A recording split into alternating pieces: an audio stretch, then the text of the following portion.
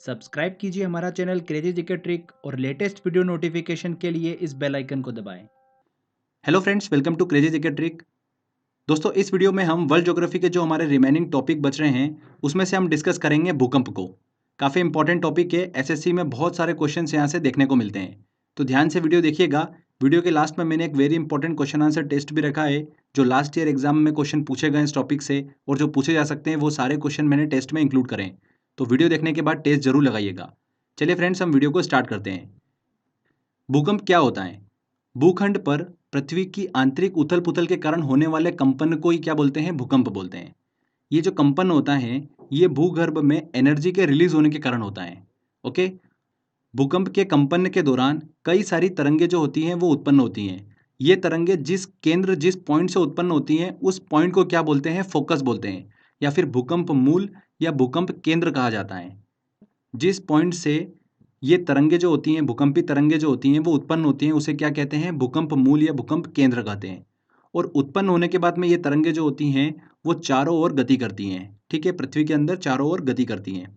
वो पॉइंट जहाँ पर इन भूकंपीय तरंगों को सबसे पहले महसूस किया जाता है उस पॉइंट को क्या बोलते हैं? भूकंप अधिकेंद्र कहते हैं या फिर एपिसेंटर बोलते हैं। ठीक है फ्रेंड्स, बहुत ही इंपॉर्टेंट चीज़ बता रहा हूँ आपको मैं, ध्यान रखिएगा। जिस पॉइंट से भूकंपी तरंगे उत्पन्न होती हैं उसे क्या बोलते हैं? भूकंप मूल या भूकंप केंद्र बोलते हैं। और जिस पॉइंट पर इन भूकंपी तरंगों को सबसे पहले महसूस किया जाता है उसे क्या बोला जाता है? भूकंप अधिकेंद्र कहा जाता है या फिर एपिसेंटर कहा जाता है। ये जो एपिसेंटर होता है ये भूकंप केंद्र मतलब फोकस के ठीक ऊपर 90 डिग्री पर होता है। ठीक है, ये चीज़ भी आप ध्यान रखिएगा। एक और इम्पॉर्टेंट पॉइंट, भूकंप आने से पहले वायुमंडल में रेडॉन गैसों की मात्रा में एकदम से वृद्धि हो जाती है, जो कि भूकंप आने का संकेत होती हैं। इससे पहले हमने बात की थी कि भूकंप आने के दौरान कई तरह की भूकंपी तरंगें जो होती हैं वो उत्पन्न होती हैं। तो कौन कौन सी तरंगें उत्पन्न होती हैं, चलिए हम उसको अच्छे से डिस्कस करते हैं। तो जो तरंगें उत्पन्न होती हैं वो होती हैं पी तरंगे, एस तरंगे और एल तरंगे। कभी कभी एग्जाम में डायरेक्टली पूछ लेते हैं कि निम्न में से कौन सी भूकंपी तरंगे हैं? पी तरंगे, एस तरंगे और एल तरंगे। ध्यान रखिएगा, ये 3 टाइप की भूकंपी तरंगे होती हैं। पी तरंगों की बात करते हैं तो इन्हें प्राइमरी वेव्स बोलते हैं।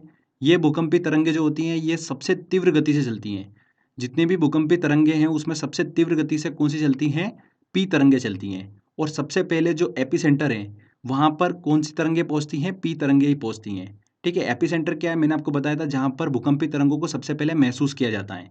वहाँ पर सबसे पहले कौन सी तरंगे पहुँचती हैं? पी तरंगे। इनकी जो गति होती है वो होती है लगभग 8 किलोमीटर प्रति सेकंड। ये तरंगे जो होती हैं सॉलिड और लिक्विड दोनों मीडियम में से गति कर सकती हैं। पी तरंगे सॉलिड और लिक्विड दोनों माध्यम में से गति कर सकती हैं। इसके बाद देखिए हम बात करते हैं एस तरंग के बारे में। एस तरंगे मतलब सेकेंडरी वेव्स।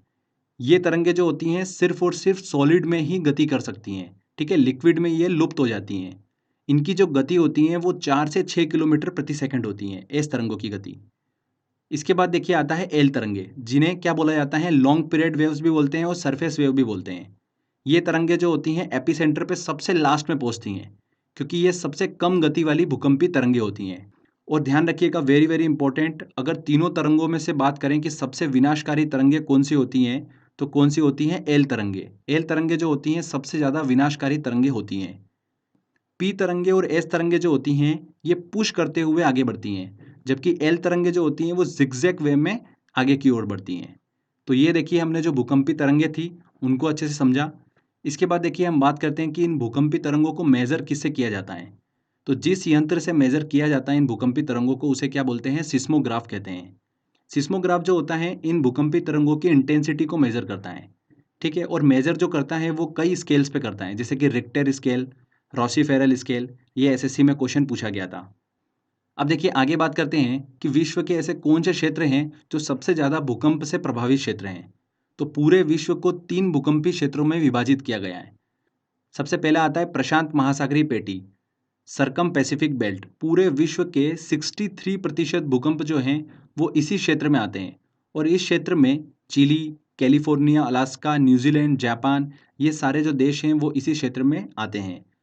सेकंड नंबर पे देखिए आता है हमारा मिड कॉन्टिनेंटल बेल्ट। इसे क्या बोला जाता है? मध्य महाद्वीपीय पेटी। पूरे विश्व के 21% भूकंप जो हैं वो इसी क्षेत्र में आते हैं। और ध्यान रखिएगा भारत का भूकंपीय क्षेत्र भी इसी बेल्ट में आता है, मिड कॉन्टिनेंटल बेल्ट में। इसके बाद देखिए तीसरा जो क्षेत्र आता है वो आता है मध्य अटलांटिक पेटी, मिड अटलांटिक बेल्ट। पूरे विश्व के 16% भूकंप जो हैं वो इसी क्षेत्र में देखने को मिलते हैं।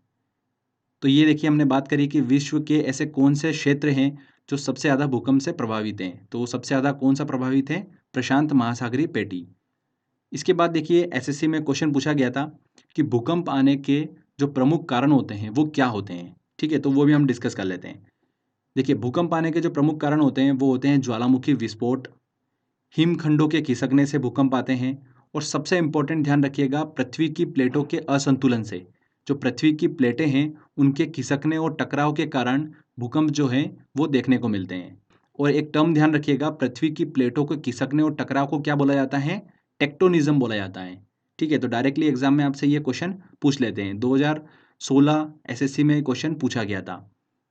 देखिए फ्रेंड्स, इसके बाद हम बात करते हैं एक टर्म को, वो है सुनामी। यहाँ से भी क्वेश्चन एग्जाम में देखने को मिल जाते हैं।